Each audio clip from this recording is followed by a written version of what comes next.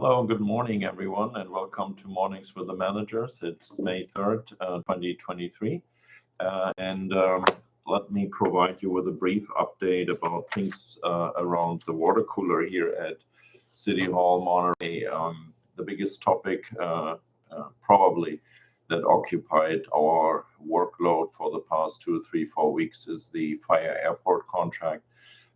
We've been working with our fire command staff and together also with our firefighter union to be present out there at the airport to convince the board of directors there that the best choice for continuing fire protection services is to contract with the city of Monterey. We took that contract under our wings in 2014, and at that time, we basically took over 12 firefighters from the airport district and then integrated them into the Monterey Fire Department. As you know, our fire department is also the fire protection agency in addition to the airport for the cities of Carmel and Pacific Grove as well as Sand City.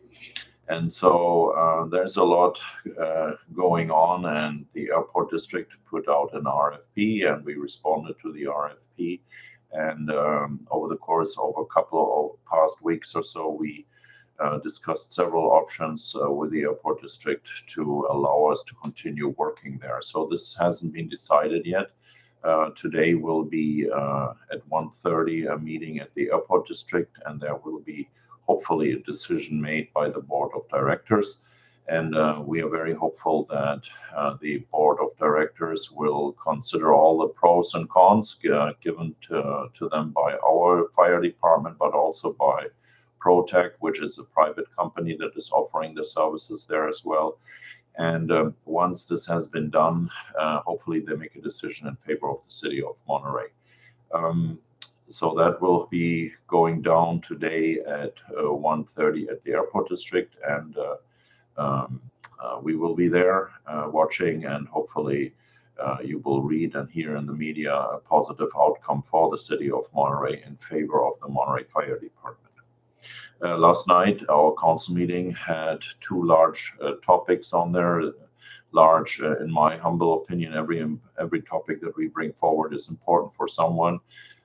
But there were two that might have had a citywide implication. Number one was actually an award of a grant for $1 million that we received as a city, and it will help us to divert water from the Monterey Lake El Estero into the water system going back to Monterey One Water, which is basically our sewer treatment facility, but they also have established themselves as a water creation facility because they turn sewage water into recycled water through purple pipes. So we will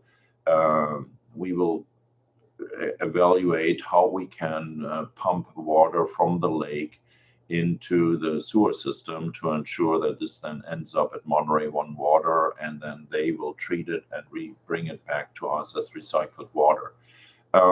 This is a large-scale project.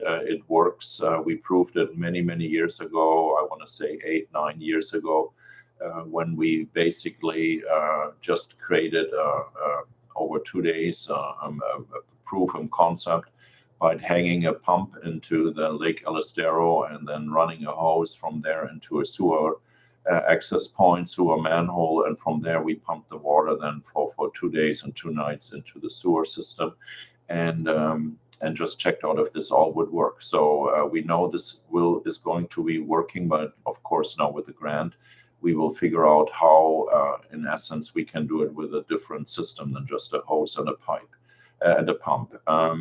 The expected water that we think we can harvest there annually is something like 70 to 120 acre-feet of water. That's a lot of water for a city that has zero water.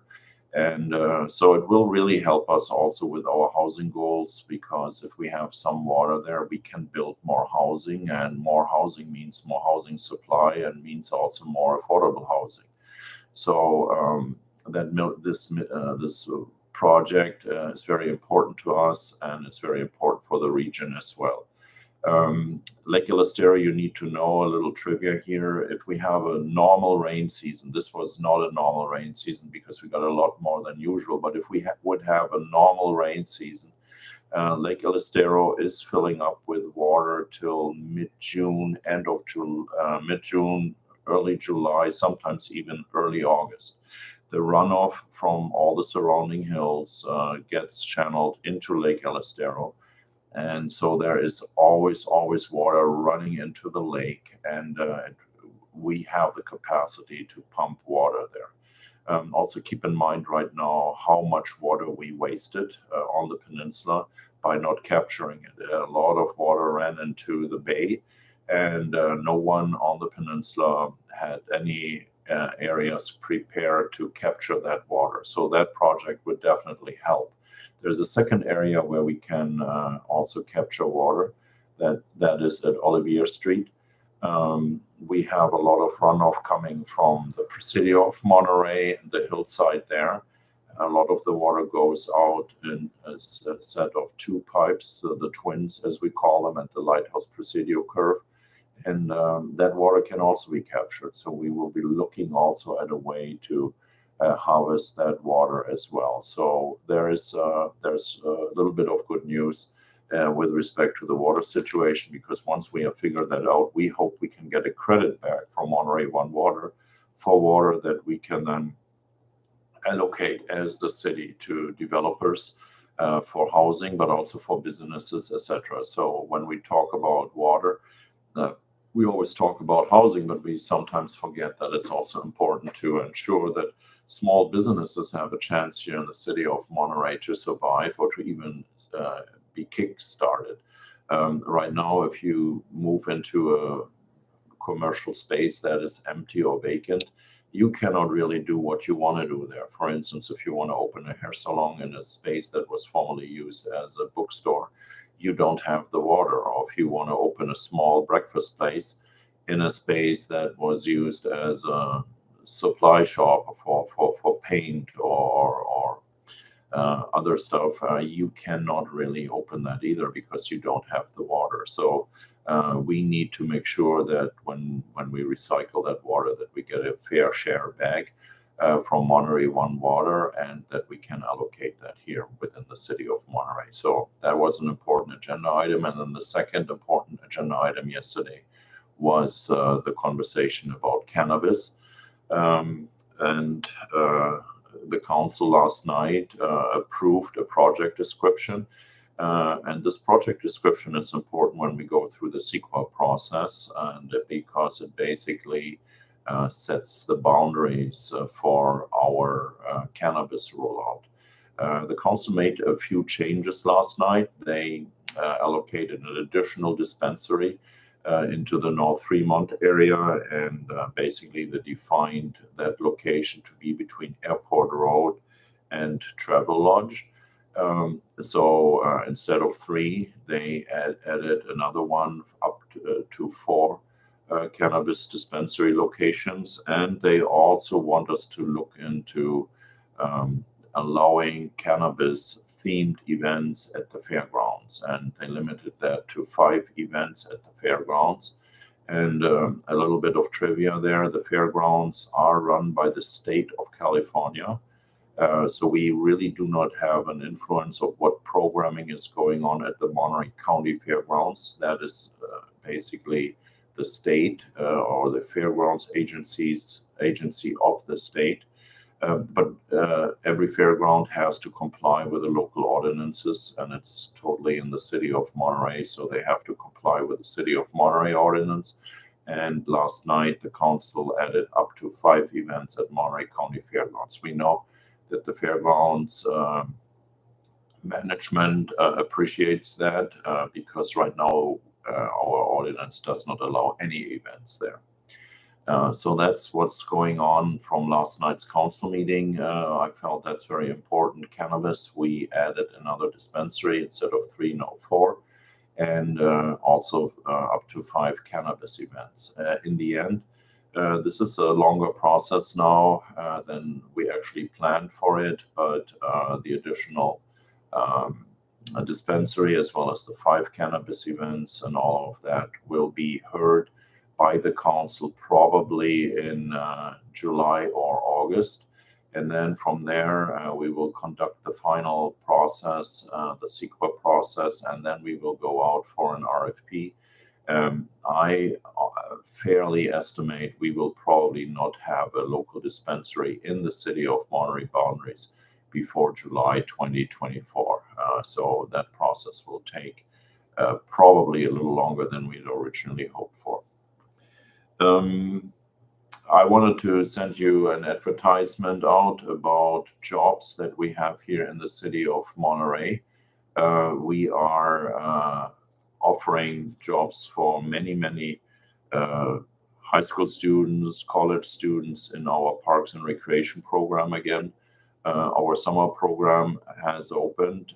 You can apply your kids there as participants, but also your older children or sons and daughters can also go there and apply for jobs. Summer counselor jobs are well paid, and they offer a lot of fun and education also for the counselors there. So it's a great thing to apply for that. Every year we have probably 300 to 500 summer jobs that we are opening up. And I really encourage you to apply. Parallel, also take a look at all the programming we are offering. We have a lot of day camps. We have a lot of fun activities in the sports center. And also our traditional camps are open. The Whispering Pines Day Camp, as well as the Camp Quien Sabe, located out at Toro Park, where kids will go out on Monday morning and then return on Friday afternoon. So these are wonderful camps. They are during the summer vacation month, and it's a great opportunity to either send your kid to those camps or to participate in those day camps or day activities that we are offering, or maybe also offering it as a first job for your high schooler or for your college student. So please check out our website, listen to our channels where we advertise this a little bit more, and spread the word for us. And last item I wanted to ask you to share with us is if you see anything in the city like potholes. After this rainy season, a lot of potholes have opened up, and they will continue to open up because as long as the soil is wet, even if we fix a pothole, after a while it gets even flushed out again. Let us know what you see. And I always say operating a city is a team sport. If you see potholes, if you see street lights not working, if you see a street sign missing or maybe not completely fixed right because a screw might have been gotten lost or something, please turn it into us. Our eyes and ears are not everywhere, and we don't see a lot of things unless you tell us where it is. So please, if you see anything, go onto monterey.org, and we have a service request portal there, and you can announce it there and then submit a service request, but you can also call us and we will take care of that as well. That's all for today. I thank my faithful watcher here today for joining me. I don't see there are any questions online. If you have a question, shoot it at me and I'll try to hopefully answer it. And otherwise, I hope you guys are doing great. It's a privilege to work for you. And our next Mornings with the Managers will be in 3 weeks. And at that time, I will talk a bit more about what we plan on doing with the Sports Center. And I talk also about the budget process that at that time probably is in its final stages and should have been wrapped up by then, at least in draft form. So with all of that, thank you so much, and have a great day, everyone. Bye-bye.